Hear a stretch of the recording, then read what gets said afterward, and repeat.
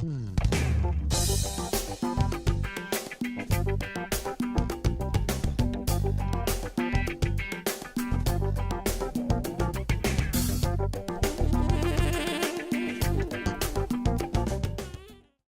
for those of you that are in the audience that don't know, but Bryn Mawr and Robert live at the Brick Bottom Artist Studios. So how well did you know Robert before you found out about his accident and then started to have a conversation about filming? Right, so it was our first encounter probably a month after being at Brick Bottom, and it was a function, and started having a conversation and heard the story and thought that it was a fascinating, wondrous story and something that would be worthwhile capturing on film. And then when I saw his art, then it was sort of like a no-brainer to capture it. So, yeah. Good fun. Yeah. So Robert, were you willing to have yourself on film when he suggested this idea? Well, yeah, we were at actually the surprise birthday party for our manager, Bob Bartel, and I hadn't seen Bryn Mawr and Julia, and I went over and started talking. I'm And going to this have came you up. talk Oh, right and this in the came mic. up, and Yes, then thank you. I said, sure, let's try it. And I don't. You probably were there 30 hours or something, you know, and doing more and more and more and more. And I've seen it a few times, and I saw things tonight on the big screen that I hadn't seen before. Just some of the images in the back on the wall, and it's very hard for me to watch it, but it's also really wonderful to see it. In what sense is it hard for you to watch it, Robert? It brings back the memories. It was just, I was over-medicated by a so-called doctor, and I was down the stairs, you know, and they didn't even know if I was going to wake up. And, So you know, your it's- original accident, am I understanding, your original that the accident itself was because you were over-medicated? Yes, Oh, by a dear. so-called psychiatrist. And Okay. apparently I was at a toxic level of this stuff a month or so later after I stopped taking it. So, so much for that. Anyway, so yeah, it was a hard time, but Spalding Hospital and the people there really put me back together. I ended up going back and volunteering and talking to patients because I just thought, man, they saved my life. Unfortunately, it was a short set of stairs. If it had been in the garage there, like I said, I'd either be wheeling up here or not be here. I saw the art that you captured when you were in his studio had a lot to do with images of brain and also sensory pieces like to the fingers. Did your subject matter, your art subject change after you had your injury? Yeah, when I mentioned I came back to the studio and I didn't even, did I do this? I worked more with two-dimensional stuff, image and text, performance and installation. And I don't know if Deb's here, but there was a show in the gallery at Brick Bottom called Milestones and Benchmarks. She said, you have this event in your life, but I said, Deb, I don't have anything. I actually called it gallstones and stretch marks. But, I just started walking around and playing and improvising, and now that's what I do. And it is more about that first piece that we're looking at. It really tells the woman crying at. It was just, you had my hospital charts, and it was like the whole thing summed up. And so it was very personal. I'm sort of shifting away from that now and getting back to other work and other images and other ideas, but I still don't have that same pleasure in art, in viewing it, or going to museums or galleries, or even exhibiting like I used to. How about making it? Do you still get pleasure from making Yeah, it it now? clears my head the way the music does, and it's like I don't think about anything else. It's wonderful. So. What other? Did I do that? I don't think so. Let's see. Maybe something happened here. This is a little deeper. Now, what other senses changed? I mean, how about food? Could you enjoy food after this brain injury?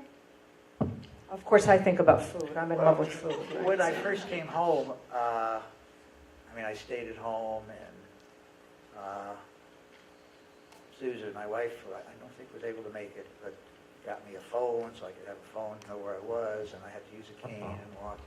I found pleasure in doing just very routine, structured things, washing the dishes, cleaning something up, I could do those things, but I couldn't get, and I actually read a lot of people's stories about brain injuries. Right, that's where I got the word anhedonia from. I can't remember the name of the book. Anyway, that was very helpful to me to do that. But it also, there's some people in the audience who knew me before the accident. And before the accident, I wouldn't have been up here like this. I was very introverted. I was very shy. I was kind of quiet. And people at Brick Bottoms think you're like a different person, I said, well. And, I go to support groups and meetings, Baptist meetings at Spalding. And for some people that's true. For some it's just the opposite. I'm willing to talk about it, whereas a lot of people are much more inhibited about talking about it. I just figure this is part of my life. So. I was curious when you said, when you were listening to King Pleasure and you really found pleasure from listening to it, at that time you said, this kind of sums up my life. What did you mean by that? Feeling low down and blue, my heart's full of sorrow, where will I be tomorrow? It was kind of ironic that this was the song that came on the radio. And it had to do with rhythm, and actually, I had just come out of an MRI for an ankle injury that they found nothing in, and I didn't really want to get in that thing. But something with that, so I tapped the rhythm of the machine. I listened to that noise for, seems like forever. But then I came out, there's a little song in my head, I get in the car and I turn on the radio, and it was like, whoa, my goodness. And then there was another song on there by John Chikai, who was a Danish saxophone who passed away a couple of years ago. And I waited to test live music, and he was in town, so I went to see it, and I actually went up and told him the whole story, and he remembered. I said, I saw you in the 60s at these lofts, and he said, was that Leroy Jones's? I said, I don't know what loft it was. I was 18 years old, not even old enough to get in.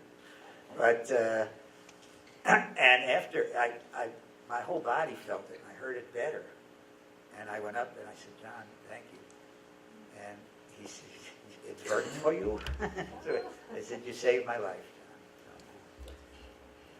Well, I have to say that Bryn Mawr, when I first heard the title of the film, I was a little put off. I thought, "Ooh, is this going to be heavy, a medical kind of recovery?" But this was so beautifully done, and it was a pleasure to experience, just a portion, Robert, of what you went through and how you made it so uplifting. Did you kind of know where you were going to go when you started with this film? No, I don't think you ever sort of approach it knowing what you're going to make, but that the ingredients are good.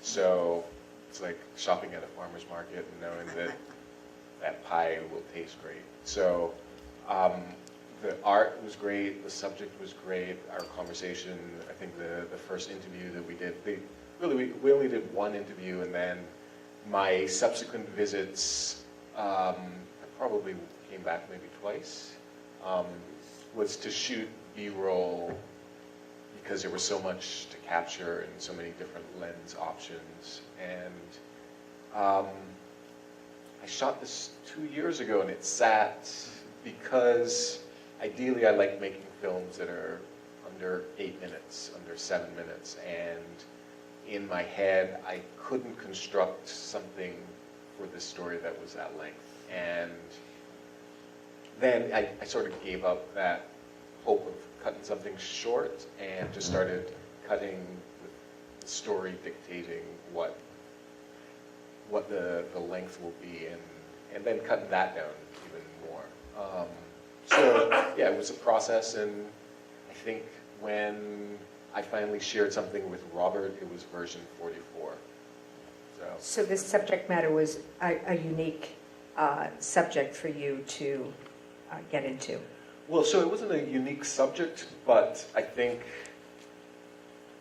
the storytelling, and because it's so complex, and because you can't take a story of an accident or a story of art or a story of music separately, you have to sort of take them together and understand how they're all interrelated.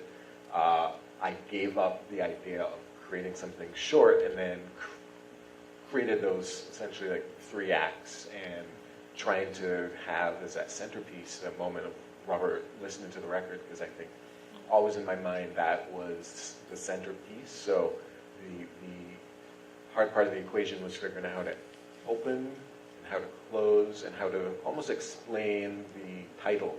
So once those elements came into play, then it became easy. But visually I knew what I wanted it to look like. I shot it with that intent.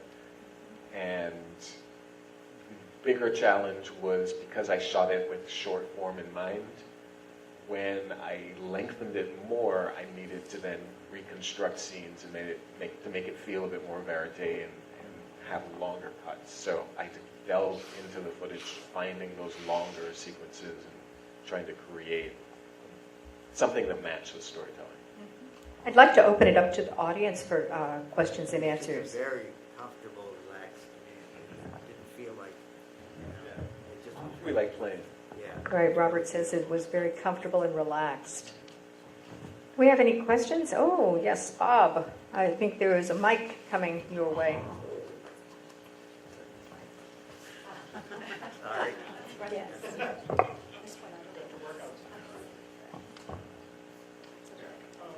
This was, I can hear you though. Okay, are we good? yeah, okay, we're good. There's feedback here though. A beautiful, powerful film, I have to say, and in a way it allowed me as a viewer to get into Robert's brain. And with great feeling of empathy, sympathy, understanding through the narrative that kind of framed this story and took us through it. It's interesting that for me, sitting here watching this, that some of the most powerful sequences were the sequences of just the visuals and the music. The interplay of those visuals and the music allowed me to get even more deeply into Robert's head. And those, I guess this is supposed to be a question, right? So I guess, where's the question? The question is, how did you, this is a weird question, but how did you come up with the idea of extending the narrative through the visual imagery and the music? Is that a reasonable question? I hope so. Yeah. So I always put music as sort of the center point of these films because, like you said, and like you see and feel, they carry so much weight and they allow for this almost like tertiary level of storytelling that hits you deep. So for me, it was about finding music that moves me first, and then finding music that relates to the images that you're seeing, and then the challenge of putting them together and sitting with edits and sitting with the pacing, and then having that pacing match Robert's storytelling pacing.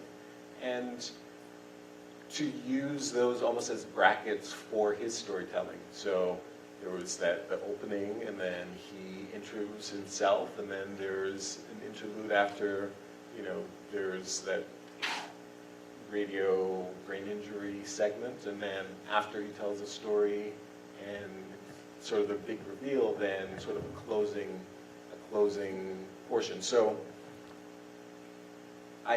it's almost as if I edit those separately. I sit tell the story, rewatch it, and get the pacing of where it should land, and then try to construct something using many different options of music and many different options of cuts, and just putting it together and feeling it. So I'm glad that it worked. Yes, Robert, you were just saying outside when we were talking that Bren Moore didn't come right out and say what had happened to me. It just kind of alluded. He alluded to what happened. It was beautiful, very lyrical, and then, like the music, what we were saying, just carried. Do we have other questions in the audience?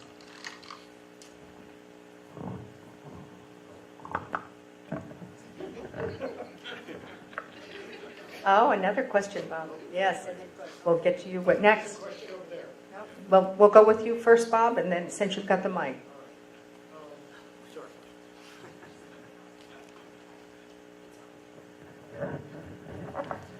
You used different lenses, and some of the most powerful imagery were the close-ups of the art, of the needle on the record, the turntable, the very both abstract and completely and really understandable images, wires going in and out. Those were amazing as expressions of the kind of chaos, I'll bet, that Robert's brain was in after the accident. Talk a little bit about how you shot that. You know, cameras, lenses. There were there was one or two shots where you used the equivalent of Vaseline on your side of your lenses. Those things. How did you come up with those? Well, so Robert's work is so complex, and I think it's a different experience being behind the camera with a macro lens looking at it than it is standing in front of it, because you miss a lot of the detail and you miss a lot of the story of his pieces if you don't really spend a lot of time investigating what is connected to what and what it says and what it means. I love shooting with a macro lens, so that was an obvious choice because of the shallow depth of field and also the intimacy of it. I also used a lens called the Lens Baby, which is the cheap tilt shift type of lens, so it allows you to actually move the front element and control where the focal point or the point of focus is. So that's where everything falls off really sharply. Those wides of Robert at the end, standing in the studio. That's the Vaseline effect. This was shot on a Canon 5D Mark III and mic'd with a Sanken Class 11 and run into Tascam. We have a question here.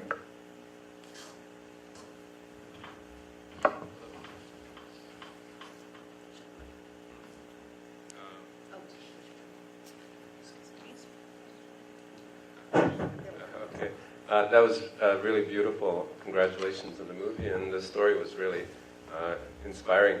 My question was just when the movie started, it seemed to me it was going to be about a scientist, and then it turned out it was an artist.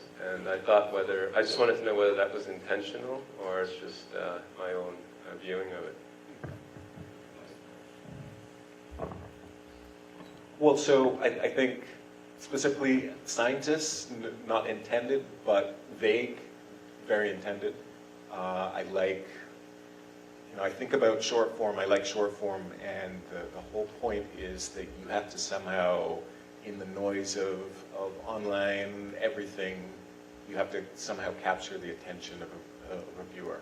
And I think my goal is always in the first 30 to 45 seconds to have a big question mark that a viewer has to resolve and a mystery that they have to solve. So I left it vague, and you really only see Robert once you resolve and understand that there's some trauma and there's an accident, but there's a mystery to really how it happened and why and the result. And it sort of ends with him inviting you to understand more because, you know, you say that it's more important of what's happened since, and that then ushers you into the rest of the piece. So, yeah, I kept it vague, but maybe the scientific bent is my just scientific method coming through in the art. Do we have other questions in the audience? Bryn Mawr, are you working on anything right now?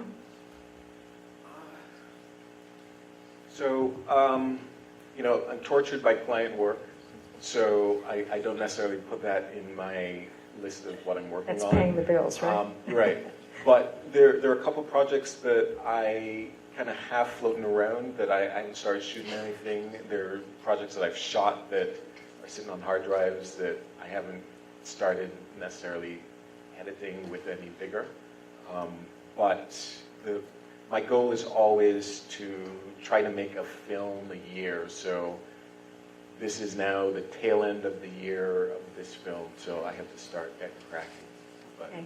And also, you said that you really enjoy working with shorts. Have you considered a feature-length film? well, so the beauty of shorts is that I can balance it with a sane life. So I'm not shooting for 5 years, and I'm not editing for 2. I can go out over a weekend or, you know, a few days, shoot something, and then this project I edited it in about 3-4 weeks, so last August.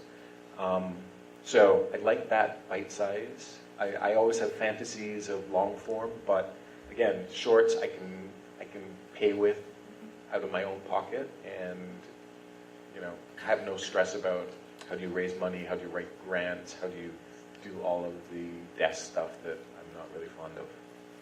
Well, again, a beautiful, beautiful film, lyrical, and thank you for sharing your story with Bryn Mawr and us. Yes. Yeah, I just want to say that it was a wonderful experience. It was very relaxing, and you know, it was all this equipment, but I was not even aware that it was going on there. It just was like, and I looked at some of Bryn Mawr's other films on his website. Everyone should do it.